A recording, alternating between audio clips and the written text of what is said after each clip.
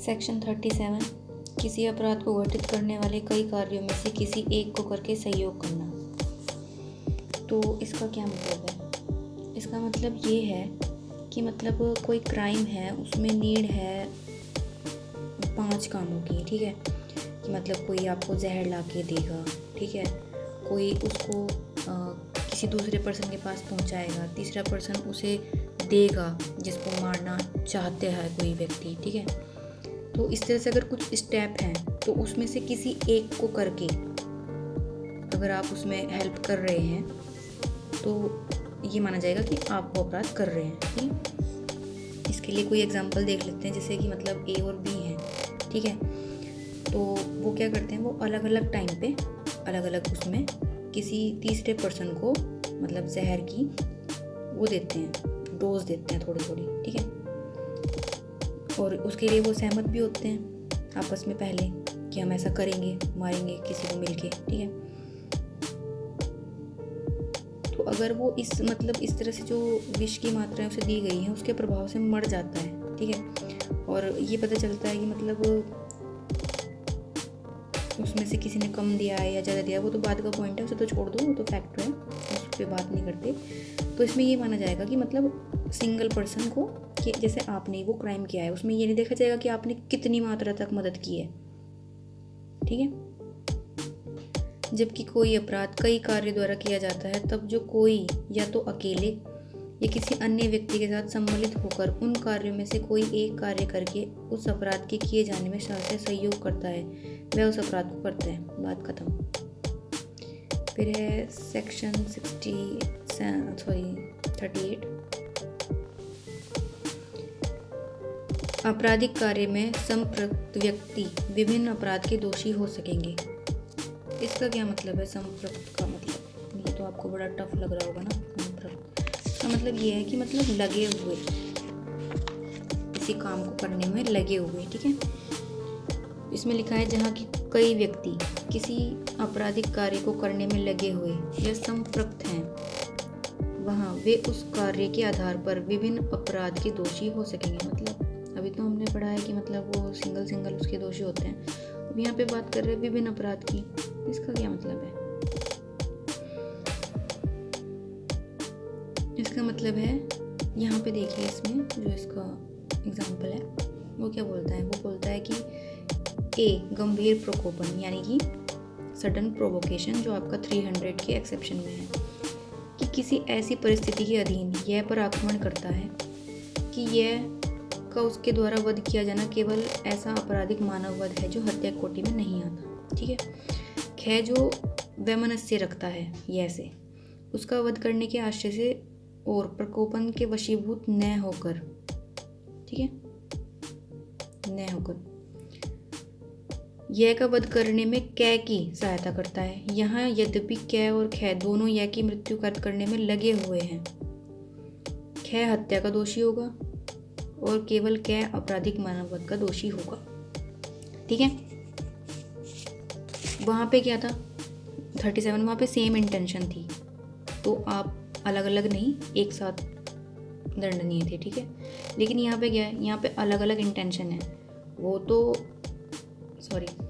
तो culpable homicide में किसी की डेथ कॉज करना चाहता है, ठीक है। लेकिन ये जो है ये तो उससे वैमनस्य रखता है। वैमनस्य मतलब लड़ाई झगड़ा, ठीक है, द्वेष, ईर्ष्या, है ना, उसकी वजह से हत्या करना चाहता है, तो वो तो जो होगा वो प्रॉपर हत्या का ही दोषी होगा, ठीक है। नेक्स्ट है 39 स्वेच्छा यानी कि वॉलेंट्री, यानी कि इसका क्या मतलब है? इसका मतलब ये है कि जो आप कर रहे हैं अपनी मर्जी से कर रहे हैं, बात खत्म, ठीक है। यहाँ लिखा है यदि कोई व्यक्ति किसी परिणाम को स्वेच्छा कारित करता है, यह तब कहा जाता है जब वह उसे उन साधनों द्वारा कारित करता है जिनके द्वारा उसे कारित करना उसका आशय था, या उन साधनों द्वारा कारित करता है जिन साधनों को काम में लाते समय वह ये जानता था या यह विश्वास करने का कारण रखता था कि उनसे उसका कारित होना संभाव्य है। सिंपल सी बात है, तभी तो मर्जी बोलेंगे ना जब आप जानते थे कि मुझे पता था कि इस चीज़ से ये हो जाएगा, है ना। तो इसलिए स्वेच्छा बोला जाता है। जब बोलते हैं ना कि तुझे पता नहीं था ऐसा हो जाएगा, तो वो वाली चीज़ है यहाँ पे बस। सेक्शन 40 अपराध यानी कि ऑफेंस। हम पढ़ रहे हैं दंड संहिता, तो ये तो इम्पोर्टेंट सेक्शन हो जाती है फिर। तो यहाँ पे अपराध को 3 उसमें डिफाइन किया है। 3 उसमें कैसे? पहला बोलता है कि जो आईपीसी में दंडनीय है, ठीक है। सेकंड क्या बोलता है? किसी लोकल लॉ में या स्पेशल लॉ में दंडनीय है, ठीक है, और इस संहिता के अधीन, ठीक है। तो हो गए। तीसरा क्या बोलता है? तीसरा बोलता है कि जिसमें स्पेशल और लोकल लॉ में 6 मंथ का कारावास, ठीक है, चाहे वो जुर्माने सहित हो या रहित हो, ठीक है। 3 बात बोल दी इसने, पहली इसमें बोल दी, दूसरी इसमें बोल दी और तीसरी यहाँ पे बोल दी ना। चलिए नेक्स्ट है 41 विशेष विधि, स्पेशल लॉ। जो किसी स्पेसिफिक एरिया में लागू होती है वो विशेष विधि होती है, ठीक है। 42 में आपकी स्थानीय विधि है, लोकल लॉ, जो किसी विशिष्ट भाग को ही लागू होती है, सिंपल। होते हैं तो वो किसी पर्टिकुलर जगह पे लगते हैं, है ना, उस एरिया के हिसाब से, वहाँ रहने वाले लोगों के हिसाब से, तो वो लोकल लॉज होते हैं। आईपीसी आपका सेंट्रल लॉ है।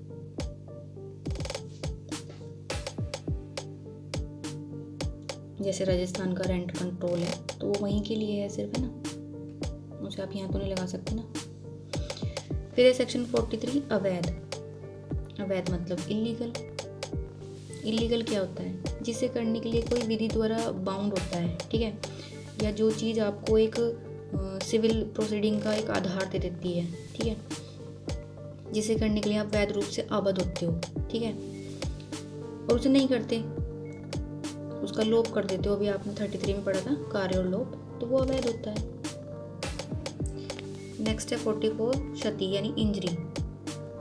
तो क्षति से क्या तात्पर्य? क्षति से तात्पर्य है, क्षति शब्द किसी प्रकार की हानि का द्योतक है जो किसी व्यक्ति के शरीर, मन, ख्याति, संपत्ति को अवैध रूप से, मैंने अवैध रूप से कारित हुई हो, ठीक है। ये नहीं कि पुलिस वाले ने आपको जुर्म करते हुए पकड़ लिया और अरेस्ट कर लिया, ठीक है, आप पे कार्रवाई चल रही है और जज ने आपको पनिशमेंट दे दी है, तो आपको उससे इंजरी हुई है तो आप बोलने लगो हमें तो इंजरी हुई है, हमें तो नहीं, आपने क्राइम किया था और वो लीगली हुआ है जो कुछ हुआ है, ठीक है, अवैध कुछ नहीं था उसमें। तो इसलिए क्षति की अपनी डेफिनेशन है। नेक्स्ट है 45 जीवन यानी कि लाइफ। यहाँ पे क्या है? यहाँ पे लिखा हुआ है साफ साफ मानव, यानी कि लाइफ से मतलब क्या है कि जो मानव की लाइफ है वो ही लाइफ में काउंट होती है, ठीक है, ये नहीं कि आप एनिमल की बोलने लग जाओगे। तो यहाँ पे ध्यान देने के लिए है मानव। मृत्यु, मृत्यु किसकी होगी? वो भी मानव की होगी, ठीक है। 46 में 47 में क्या है? जीव जंतु। जीव जंतु कौन होते हैं? जो मानव से भिन्न होते हैं, है ना। फिर है 48 में जलयान।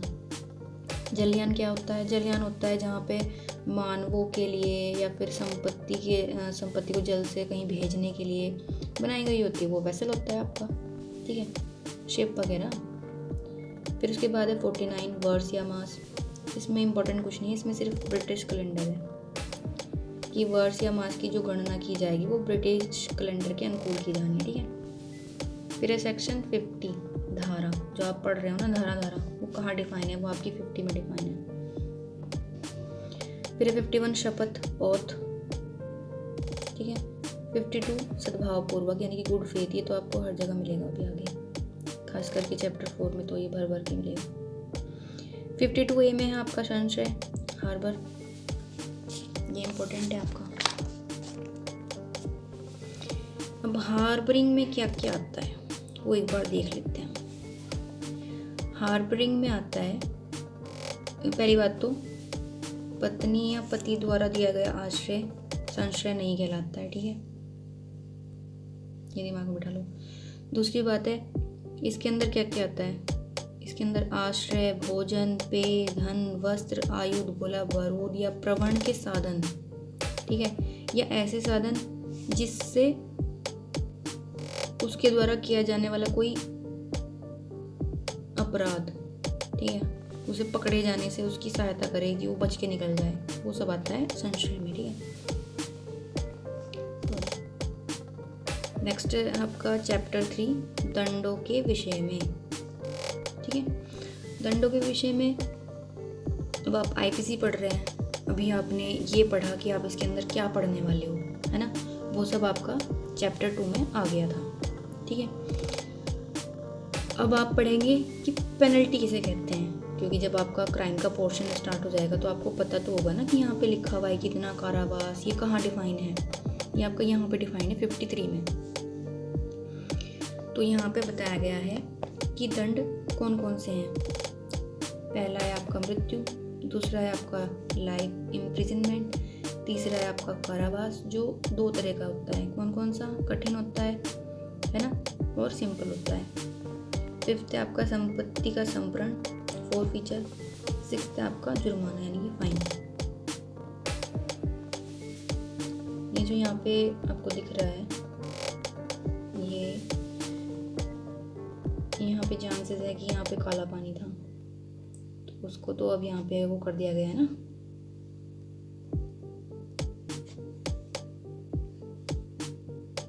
नेक्स्ट है 53A निर्वसन के प्रति निर्देश का अर्थ लगाना। यहाँ पे कुछ नहीं है, इतना बड़ा वो नहीं है, डरने की जरूरत नहीं है, सेक्शन से कुछ नहीं है इसके अंदर।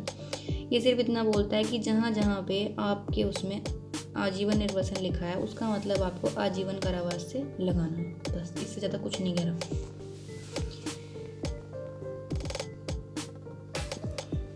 फिर नेक्स्ट है आपका 54 बोलता है मृत्यु दंडादेश का लघुकरण।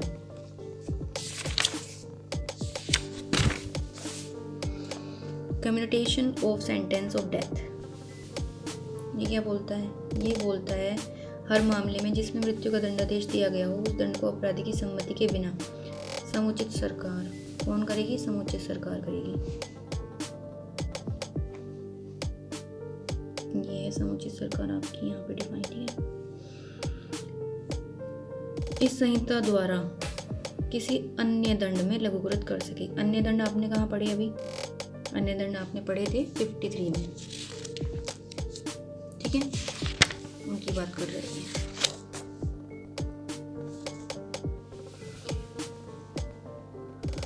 इसके बाद है आजीवन कारावास, अभी हमने डेथ पेनल्टी पढ़ा है। इसके बाद है लाइफ इम्प्रिजनमेंट। तो इसके लिए क्या बोलता है, हर मामले में जिसमें आजीवन कारावास का दंडादेश दिया गया हो अपराधी की सम्मति के बिना। ज़रूरी नहीं है कि आप एक्यूज्ड की सम्मति लेंगे, सम्मति मीन्स कंसेंट, ठीक है। समुचित सरकार उस दंड को ऐसी अवधि के लिए जो 14 वर्ष से अधिक न हो, दोनों में किसी भांति का कारावास लघुकृत कर सकेगी, ठीक है।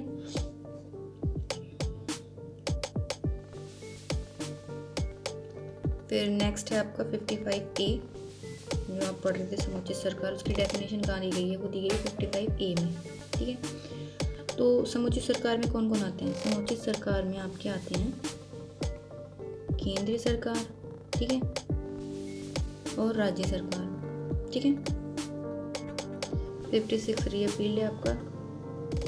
57 दंडाविधियों की भिन्नों की गणना करने में आजीवन कारावास को 20 वर्ष के कारावास के तुल्य गिना जाएगा। यानी कि जब भी काउंटिंग होगी लाइफ इम्प्रिजनमेंट की कि कितने साल का दिया जाए, ठीक है, और उसमें कुछ काउंटिंग भी करनी है, कम करना है या कुछ भी करना है, तो उस हिसाब से कितना देखा जाएगा 20, ठीक है। और कितना कर सकते हैं लास्ट, मतलब जो मिनिमम है वो 14 है, ठीक है। उसके बाद 58 रीअपील्ड है, 59 रीअपील्ड है, 60 क्या बोलता है, 60 बोलता है दंडादेश कारावास के कतिपय मामलों में संपूर्ण कारावास या उसका कोई भाग कठिन या सादा हो सकेगा। यानी कि दी गई पनिशमेंट, ठीक है,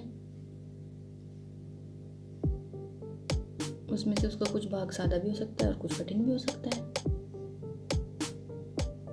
तो यहाँ पे लिखा हुआ है हर मामले में जिसमें अपराधी दोनों में से किसी भांति के कारावास से दंडनीय है, वह न्यायालय जो ऐसे अपराधी को दंडादेश देगा सक्षम होगा कि दंडादेश में यह निर्दिष्ट करे कि ऐसा संपूर्ण कारावास कठिन होगा या यह कि ऐसा संपूर्ण कारावास सादा होगा। या यह कि ऐसे कारावास का कुछ भाग कठिन और कुछ भाग सादा होगा। तो इससे क्या पता चलता है? इससे पता चलता है कि 3 कंडीशन है, एक में कठिन हो सकता है और एक में सादा और एक में कठिन या सादा एक साथ कुछ भाग उसका। ठीक है, 61 आपकी रीअपील्ड है। तो इसका मतलब जो आपका वो 4th पेनल्टी थी वो भी कुछ काम की नहीं रही है। 62 भी रीअपील्ड है। 63 मोस्ट इम्पोर्टेंट, जहाँ की राशि अभिव्यक्त नहीं की गई है, जितना तक जुर्माना हो सकता है वह अपराधी जिस रकम के जुर्माने का दायी है वह अमर्यादित है किंतु अत्यधिक नहीं। ठीक है,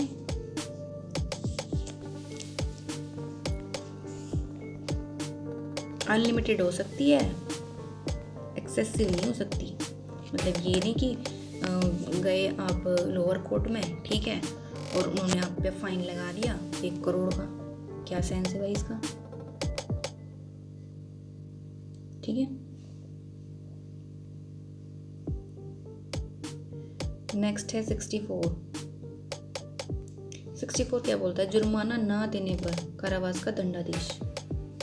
ठीक है, अभी जो भी 63 में पढ़ा हमने, जुर्माने की रकम अगर आप वो नहीं पे करते हैं या आप मतलब कोई भी कैदी, ठीक है, जिसको सजा हुई है वो, तो यहाँ पे लिखा है कारावास और जुर्माना दोनों से दंडनीय अपराध के हर मामले में जिसमें अपराधी कारावास सहित या रहित जुर्माने से दंडादेश हुआ है तथा कारावास या जुर्माने अथवा केवल जुर्माने से दंडनीय अपराध के हर मामले में जिसमें अपराधी जुर्माने से दंडादेश हुआ है वह न्यायालय से जो अपराधी को दंडादेश करेगा सक्षम होगा कि दंडादेश द्वारा निर्देश दे कि जुर्माना देने में व्यतिक्रम होने की दशा में, व्यतिक्रम मतलब गलती, नहीं पे कर पाए, असफल हो गए, की दशा में अपराधी अमुक अवधि के लिए कारावास भोगेगा जो कारावास अन्य कारावास के अतिरिक्त होगा। ठीक है, जिसके लिए है वह दंडादेश हुआ है या जिससे वह दंडादेश के लघुकरण पर दंडनीय है। ठीक है, मतलब ये है कि आप फाइन नहीं देते हैं, देने में व्यतिक्रम होता है, आपसे आप नहीं दे पाते हैं, तो उसके बदले में आपको जेल ही दी जाएगी और वो आपकी पनिशमेंट से अलग होगी। ठीक है, नेक्स्ट है आपका 65। 65 क्या बोलता है? 65 बोलता है जबकि कारावास और जुर्माना दोनों आदिष्ट किए जा सकते हैं। ठीक है, ओह सॉरी,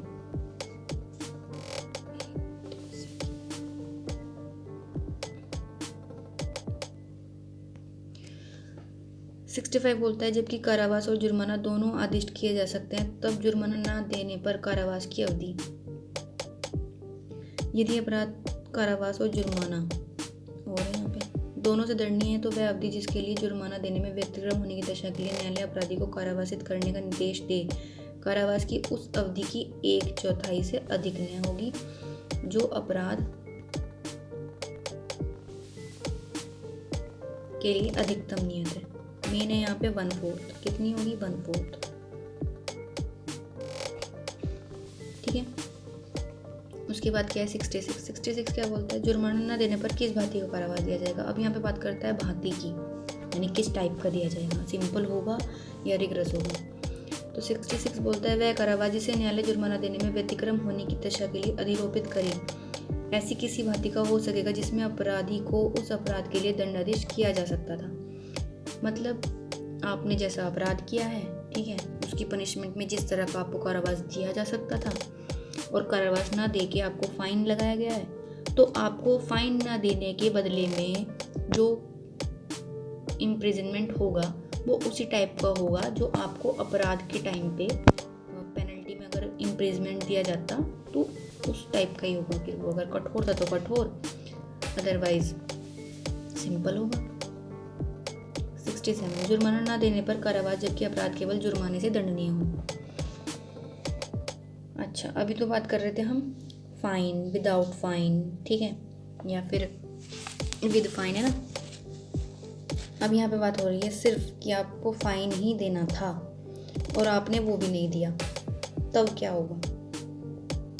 तो यहाँ पे है यदि अपराध केवल जुर्माने से दंडनीय हो तो वह कारावास जिसे न्यायालय जुर्माना देने में व्यतिक्रम होने की दशा के लिए अधिरोपित करे सादा होगा और वह अवधि जिसके लिए जुर्माना देने में व्यतिक्रम होने की दशा के लिए न्यायालय अपराधी को कारावासित करने को निर्देश दे निम्न मापमान से अधिक नहीं होगी।